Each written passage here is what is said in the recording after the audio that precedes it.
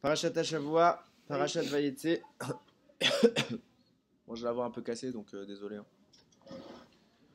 Je vais pas parler très fort. Alors, résumé de la paracha.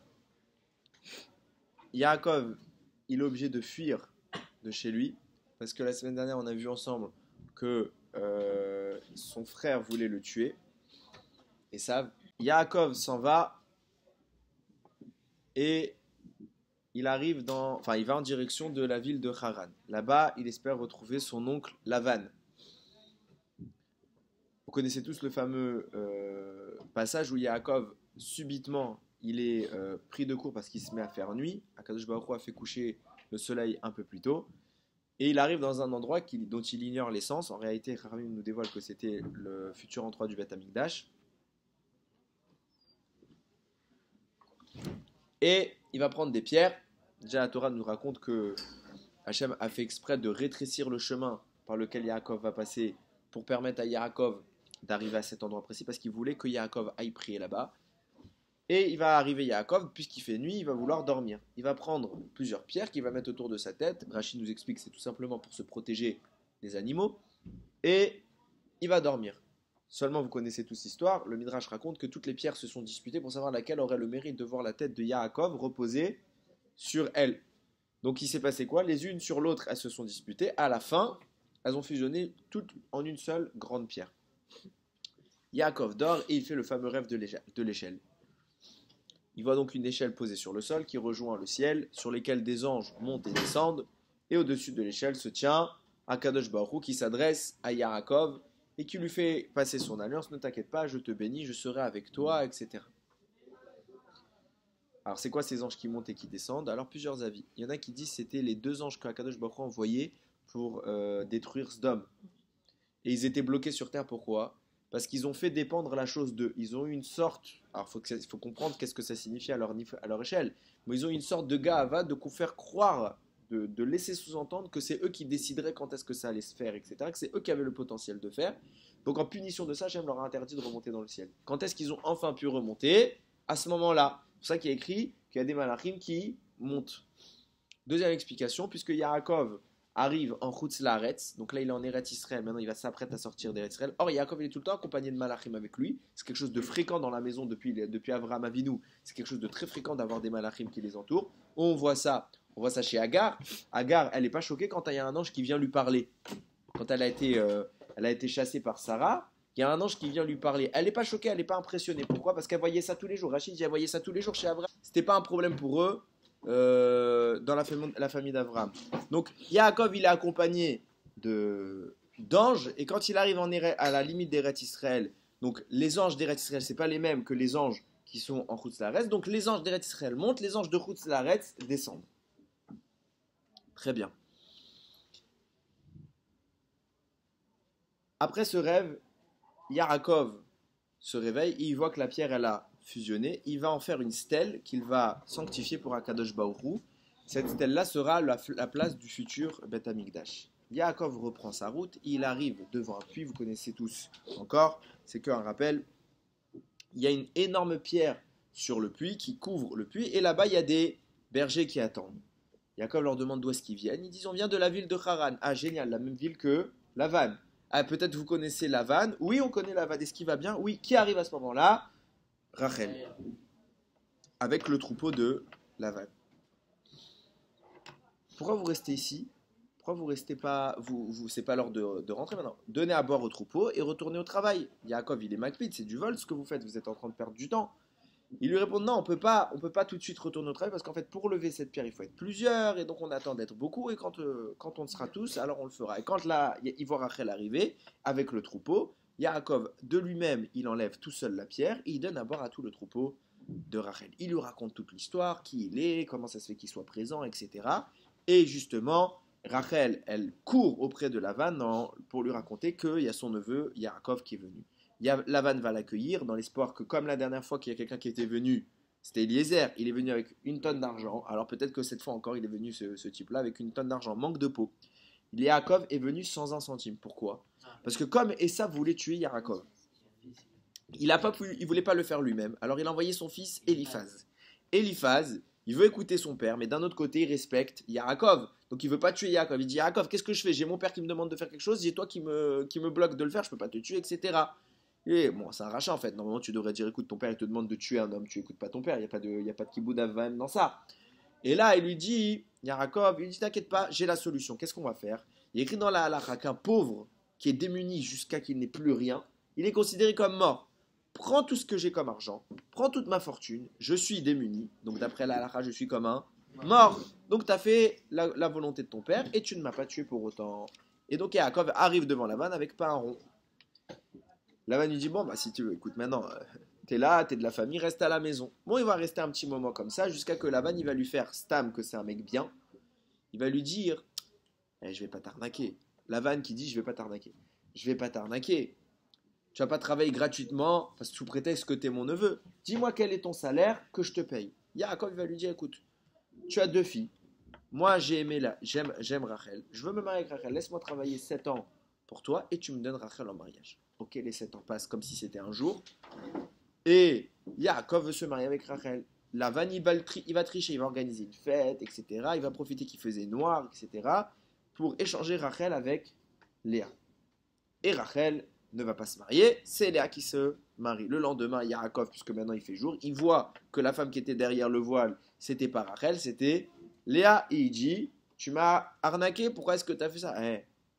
C'est pas normal ce que tu me demandais. Tu me demandais de marier d'abord la petite avant la grande. Non, marie d'abord la grande et après on marie la petite. Si tu veux Rachel, travaille encore 7 ans. Il va retravailler, s'engager pour certains temps. Il va se marier avec Rachel tout de suite, mais il va s'engager pour 7 ans de travail. Au terme des 7 ans, maintenant Yaakov, il veut lui-même avoir son propre revenu.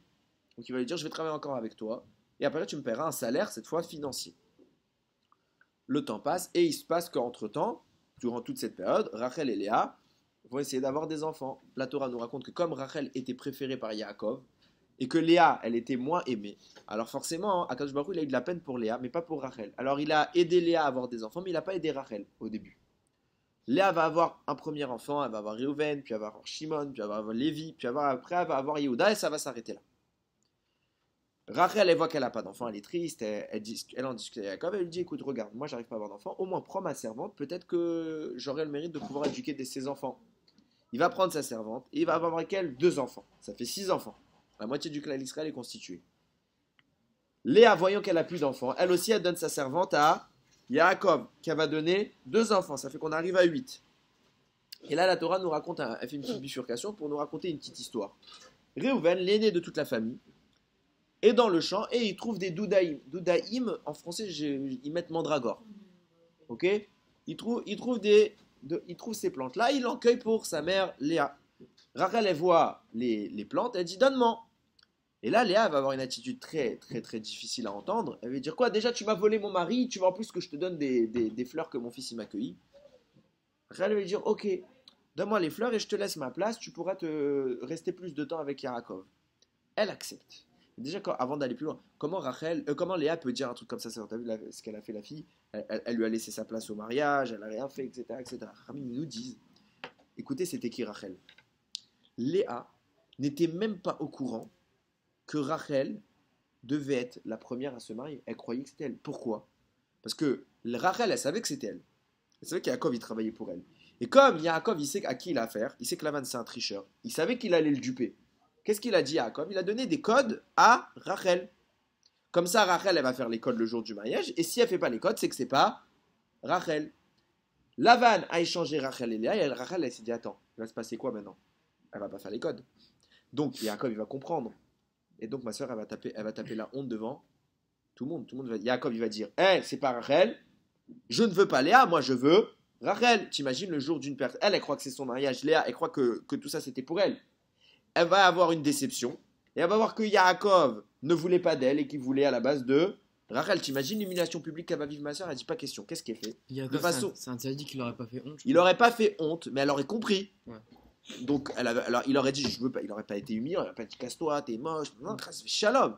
Il aurait dit non, je veux me marier avec Rachel. Il aurait dit à Laban pas question. Chose qui est normale. Or Rachel, qu'est-ce qu'elle va faire? Elle va aller voir Léa. Mais elle voulait pas lui faire de la peine, donc elle va pas lui dire bon regarde, il y a un code, je vais te donner le code. D'ailleurs, tu sais, Léa, le code c'était quoi? C'était des signes qui s'étaient donnés entre les deux. Tu sais, une femme, quand elle se marie, elle doit faire ci, elle doit faire ça, elle doit faire ça. Et en fait, c'était quoi qu'elle lui disait de faire? Les codes. Mais Léa ne sait même pas qu'en fait c'est un code. Elle croit que c'est ce qu'il faut faire quand tu te maries.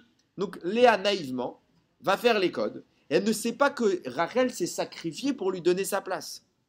Donc Léa, quand elle arrive devant Rachel et qu'elle voit que maintenant Yaakov il préfère Rachel à Léa, elle en veut à Rachel. Non, on se pose tous la question, mais comment elle peut en vouloir à sa soeur? C'est pas de sa faute à sa soeur. En plus, t'as vu comment elle est gentille avec elle? Réponse, elle ne savait rien. Et elle va lui dire, déjà que tu m'as volé mon mari, tu veux me prendre les fleurs? Rachel va lui dire, d'accord, tu sais quoi? Donne-moi les fleurs et va toi ce soir avec Yaakov.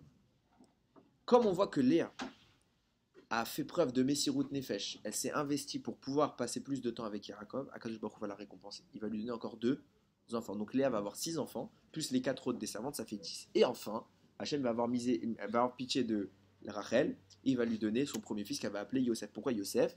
Yosef li ben acher, je ne me rappelle plus la phrase, c'est pas bien de citer des phrases en hébreu par cœur, qu'Hachem me rajoute un autre enfant. Yosef, ça veut dire ajouter. Qu'Hachem me rajoute un autre enfant. Et c'est comme ça que plus tard elle aura Binyamin, mais c'est pas dans cette paracha.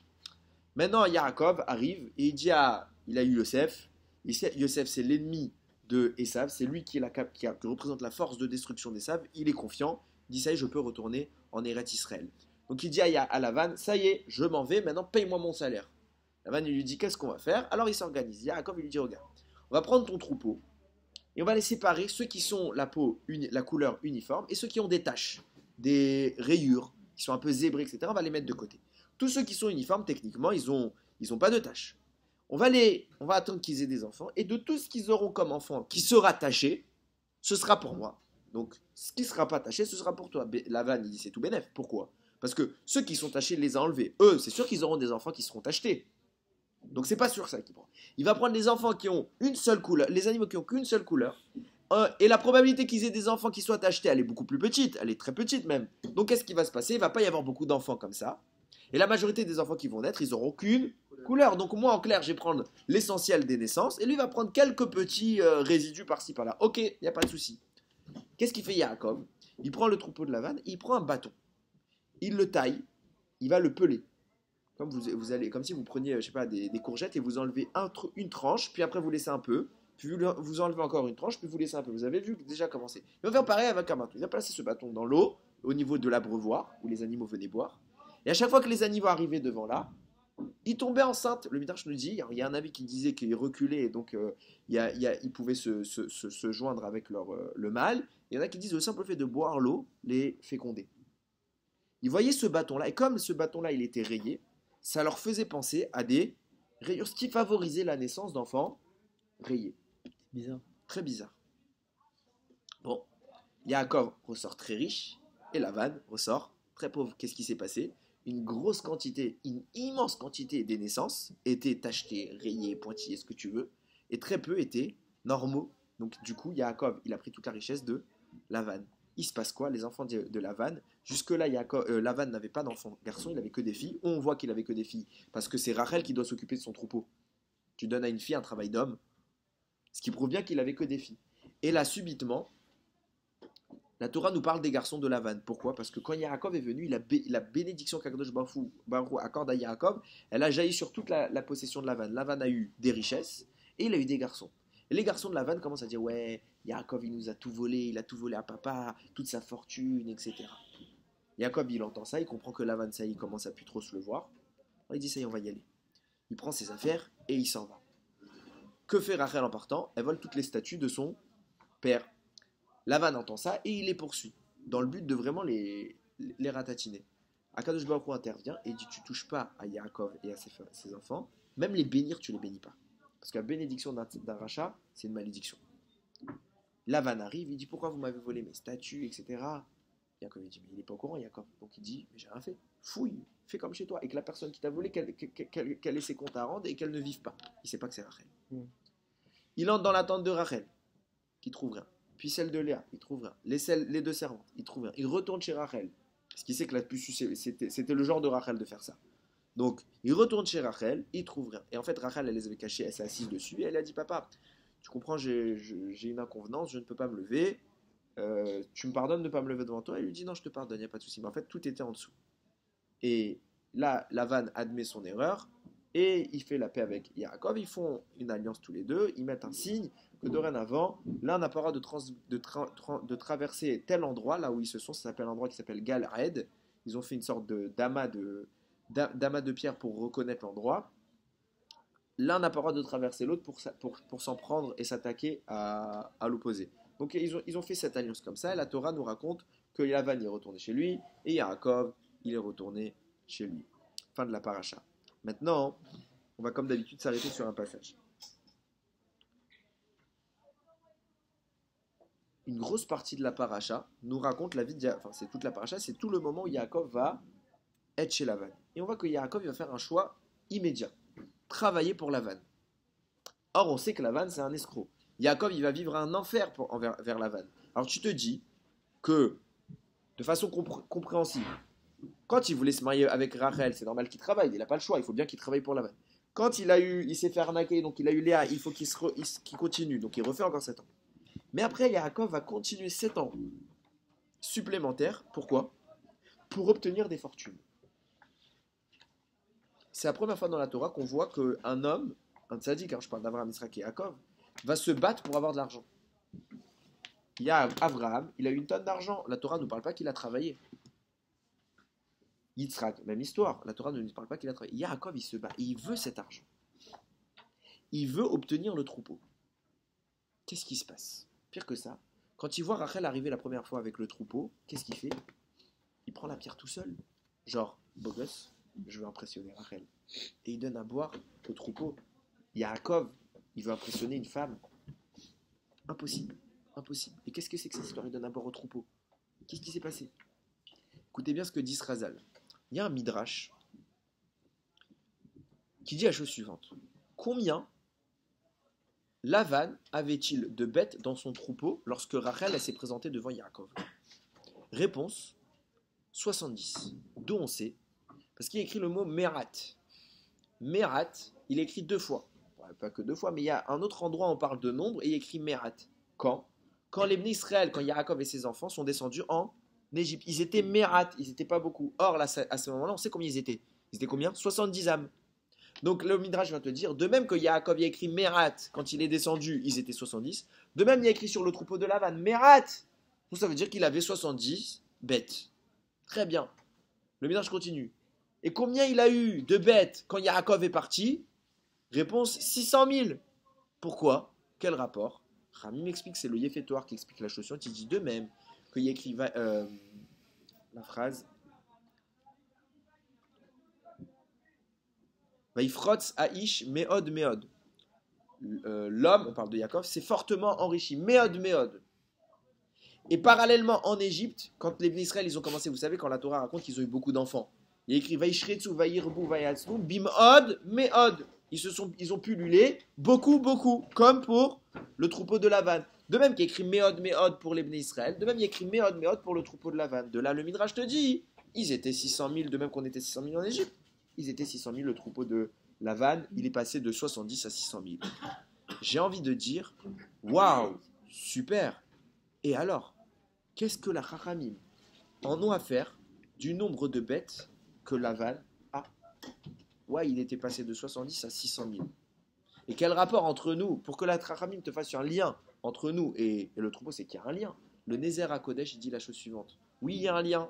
Yaakov, quand il a vu Rachel arriver avec le troupeau, pourquoi il a enlevé la pierre, il leur a donné à boire? Parce qu'il a eu de la peine. Pourquoi il a eu de la peine? Il a vu toutes les Neshamot du clan Israël enfermées dans le troupeau de Lavan.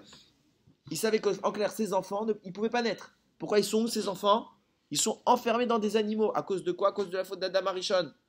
Et qui est le détenteur de ces animaux? Lavan, le représentant de la triche, le représentant de la sorcellerie, le représentant du mal. Vous savez qui était Lavan? Vous imaginez pas quelle était l'ampleur du pouvoir de Lavan. Chachamim nous disent, plus tard, Lavan, on va le revoir dans la Torah. Beaucoup plus tard. Qui c'était? Bilham. Bilham, celui-là même qu'on dit qu'il était aussi grand que Moshe Rabbeinu. Vous voyez qui je parle? En mal.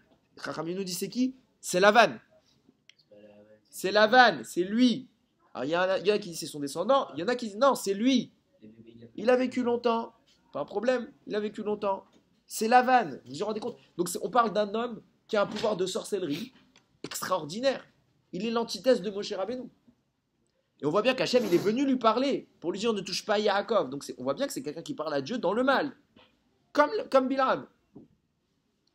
Donc Yaakov va devoir se confronter à cet homme. Et il sait que cet homme, il détient quoi? Les Neshamot du clan Israël. Yaakov, forcément, il interagit avec ça. Il faut qu'il fasse quelque chose, qu'il arrive à extraire, à expulser les forces négatives et à récupérer les Neshamot. Sans quoi? Pas de naissance du clan Israël. Que fait Yaakov? Déjà, la première des choses, il leur donne à boire. Plus que ça, il va tout de suite voir Lavan, il lui dit hey, moi je veux travailler, je vais m'occuper de ton troupeau. Pourquoi je veux m'occuper de ton troupeau? Parce qu'il sait qu'il y a ses enfants là-dedans. Il n'y a que lui qui doit s'en occuper et personne d'autre. Et il va t'ouvrir, il va se faire duper, mais il doit y aller. Il doit absolument combattre cette idée-là. Il se passe que quoi? Lavan comprend qu'est-ce que Yaakov veut faire. Il ne peut pas lui dire non, mais il va tout faire pour l'en empêcher. Se tisse ici un duel, un affrontement, une confrontation entre Yaakov et toute la spiritualité, et Lavan et toute l'impureté qui existe, la Vodazara, la sorcellerie. D'ailleurs, le Khatam Sofer précise que Lavan, il va dire à Yaakov, Veni Rashti. J'avais bien prévu les choses. Pourquoi? Parce qu'Hachem m'a béni grâce à toi. Veni Rashti. Comment il dit, j'ai bien prévu les choses. Comment j'ai prévu les choses? Par sorcellerie. Je me suis connecté à la Vodazara, et ils m'ont dévoilé que j'allais être béni grâce à ça. Qu'est-ce qu'il veut faire Lavan à ce moment-là? Il annonce la couleur à Yaakov. Il dit, sache que je vais t'empêcher de récupérer les Neshamot qui sont dedans. Comment? Je vais utiliser toutes les formes d'impureté qui puissent exister. Et le Zohar dit, de 10 manières, Yaakov il dit, de 10 manières, Lavan il a triché avec lui. C'est quoi ces 10 manières? Le Zohar les énumère une par une. C'est les 10 formes d'Avodazara qui puissent exister. Les différentes manières de mal que Lavan a pu utiliser contre Yaakov, il les a utilisées. Il a utilisé toutes les forces négatives qui pouvaient exister dans ce monde. Il les a opposées à Yaakov. Et parallèlement à ça, la paracha de la semaine prochaine dit que Yaakov il va dire à Esav quand il va lui envoyer des cadeaux, il va dire Im Lavan Garti. Avec Lavan, j'ai résidé. Lavan, c'est quoi? C'est celui qui a utilisé toutes les forces du mal. Rachid dit Garti, c'est quoi? J'ai résidé. Valeur numérique 613. Face à toutes les forces du mal, j'ai résidé. J'ai résidé quoi? J'ai fait résider les 613 mitzvot. J'ai trouvé le moyen de m'opposer à ces forces du mal grâce à la Torah et aux mitzvot. Yaakov va donc mettre en place un moyen de canaliser et de se substituer à cette possession qu'avait Lavan. Comment? La fin de la paracha dit que les enfants de Lavan ont traité Yaakov de voleur. Pourquoi? Parce qu'il a pris toute la richesse de Lavan et il l'a pris pour lui. Qu'est-ce qui s'est passé? Nous dit le Chida. Comment vient la richesse dans le monde? Comment vient la bracha, l'abondance? Elle vient du haut vers le bas. Hachem, il a une sorte de shefa, de flux qu'il envoie et en bas on le canalise. Or, Yaakov sait que puisqu'on est en Chutz La'aretz, les forces qui dominent, c'est les forces du mal. Qui est le représentant de ces forces du mal? Qui est l'apogée de ces forces du mal? C'est Lavan. Donc en clair, toute la bracha est canalisée chez Lavan. Mais version négative, elle alimente quoi? Les forces du mal. C'est pour ça que les Neshamot, elles sont chez qui? Elles sont pas chez un autre propriétaire. Elles sont chez Lavan. Yaakov, en tant que tzaddik, va venir. Il va détourner ce flux-là d'énergie négative. Il va le réorienter dans le flux positif. Il va littéralement prendre toute la substance, toute l'énergie qui alimente Lavan et il va se l'approprier à lui pour alimenter le clan Israël. Donc les enfants de Lavan vont dire, en effet, Yaakov, il a réussi à voler tout ce que papa avait, il lui a pris, il se l'a approprié à lui. Et regardez comment il a fait. Qu'est-ce qui fait que Yaakov a fini par récupérer et à extraire les Neshamot du troupeau de Lavan vers son propre troupeau? Écoutez bien, je vous ai parlé de ce bâton tout à l'heure. Il a pris un bâton, il l'a pelé, il l'a mis dans l'eau, et chaque fois que les animaux ils allaient boire, ils tombaient enceintes. Et ils sortaient quoi? Des animaux qui étaient tachetés, pointillés. Qu'est-ce qui se passe?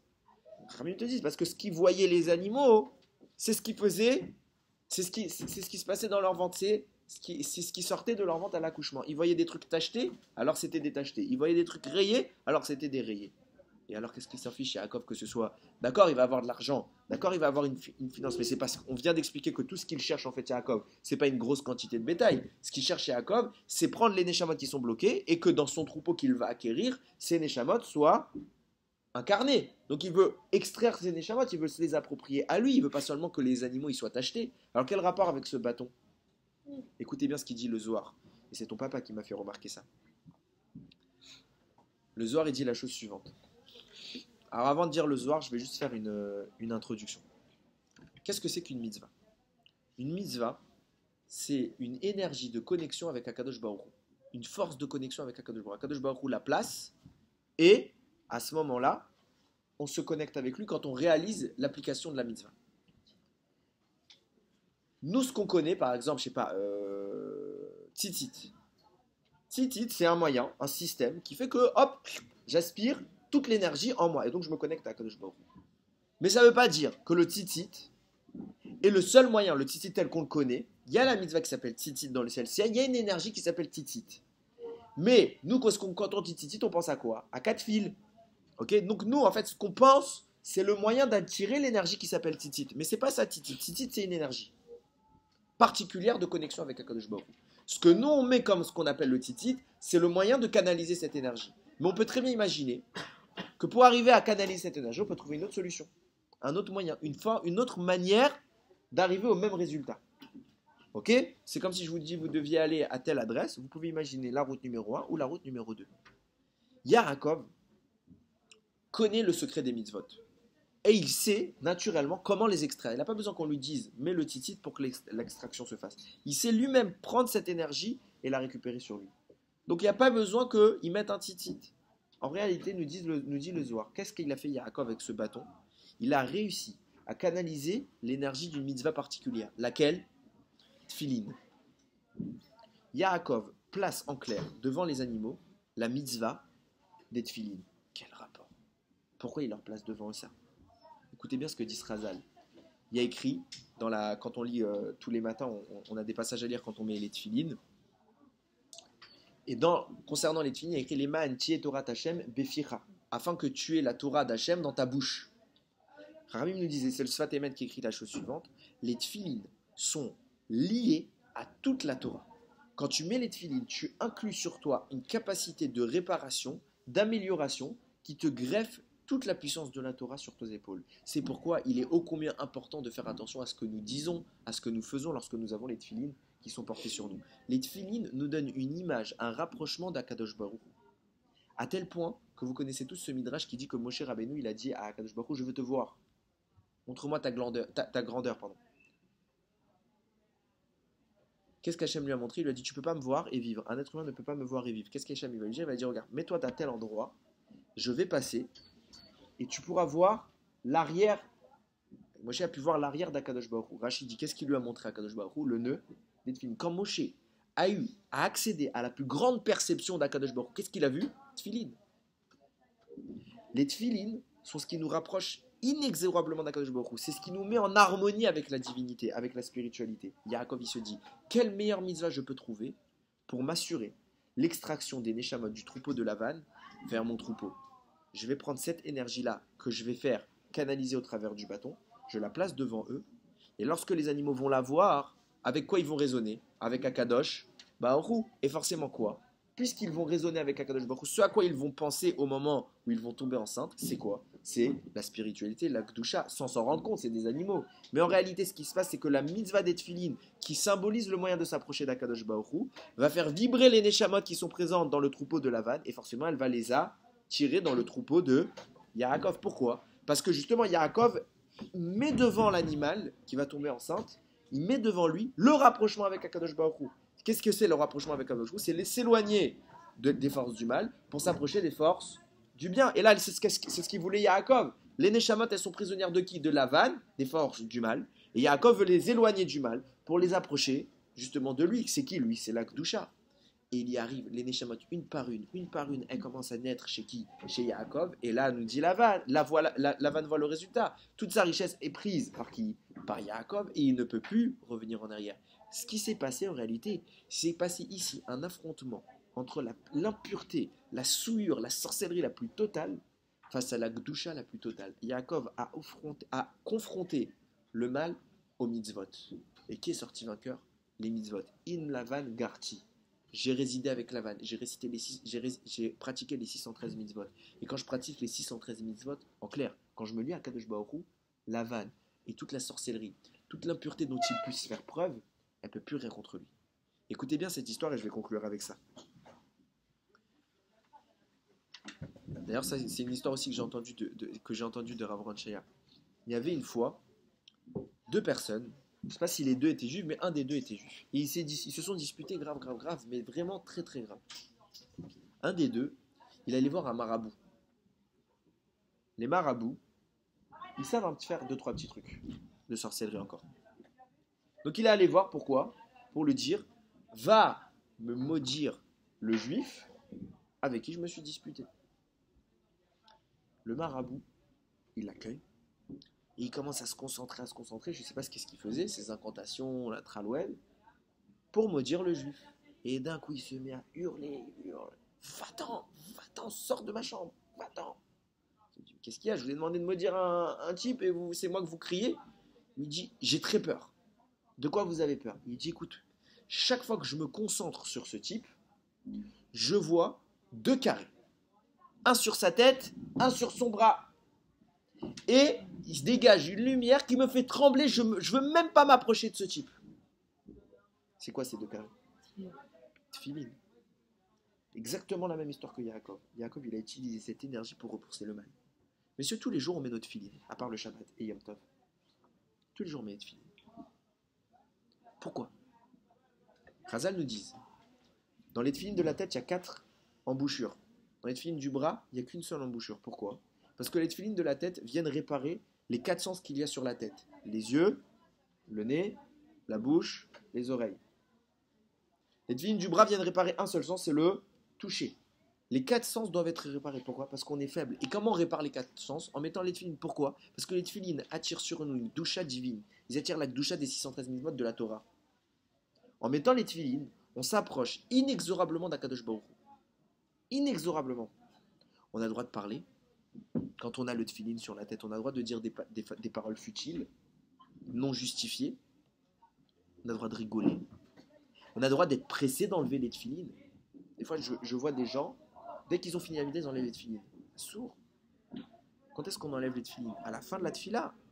Et quand on a un cas de force majeure, on est autorisé a posteriori à les enlever après le Kaddish de Uva Letzion.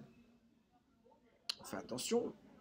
C'est de la doucha à l'état pur qu'on a entre les mains. Et on les méprise. Regardez comment cette simple mitzvah, réalisée d'une manière à part, bien particulière, certes, mais cette mitzvah, elle a permis l'extraction de tout le clan d'Israël des forces du mal vers les forces du bien. Lavan n'a rien pu faire. Avec toute sa ruse, toute la sorcellerie, toute l'idolâtrie dont il pouvait faire preuve, il n'a rien pu faire. Et d'ailleurs, je me posais la dernière fois une question. Pourquoi, si je vous ai dit tout à l'heure que plus tard on l'a vu sous les traits de qui? De Bilaam. Pourquoi si Bilaam c'est Lavan, pourquoi on ne l'appelle pas Lavan? On devrait l'appeler tout le temps Lavan. Pourquoi on a changé Bilaam? Alors j'ai pensé dire comme ça, c'est mon avis personnel. Bilaam, ça peut se lire aussi Bliam, sans peuple. Jusqu'à maintenant, il y avait le clan d'Israël qui était prisonnier de qui? De Lavan. Quand le clan d'Israël est prisonnier de Lavan, on l'appelle Lavan. Mais dès qu'on a enlevé le clan d'Israël et qu'il réapparaît ce personnage, c'est un homme qui est sans peuple, Bilaam. Il a perdu toute sa substance d'origine divine. Pourquoi il veut s'en prendre à Israël, ce Bilaam? Vous connaissez tous l'histoire, toute la paracha de Balak. Il va vouloir maudire pour détruire Israël. Qu'est-ce qu'on lui a fait? Mais avant, on était chez lui. Et maintenant, on ne l'est plus. Ça le tyrannise. Ça le choque. Il nous déteste à cause de ça. Il déteste quoi? Le fait qu'on ait réussi, nous, la pureté qui était prisonnière de l'impureté, à s'extraire de l'impureté et à revenir dans la pureté. On est devenus les enfants de Yaakov. Yeraton Kakadosh Baruch Hu, il nous aide toujours à rester les enfants de Yaakov et ne pas retourner dans les mains de Lavan. C'est quoi retourner dans les mains de Lavan? Être un tricheur, quelqu'un qui trompe, qui ment et qui fait le mal. C'est quoi être entre les mains de Yaakov? Une mitzvah toute simple qui s'appelle Tfilin, qui représente l'essentiel, qui canalise en elle-même les 613 mitzvot. Il ratsonne que toujours on puisse faire cette mitzvot-là et qu'Akadosh Baruch Hu par le srout des mitzvot, il nous bénisse, nous, le clan Israël, et que Bimera Bimenu, on est le Mashiach Tzidkenu, Baruch Adonai Leolam. Amen ve Amen.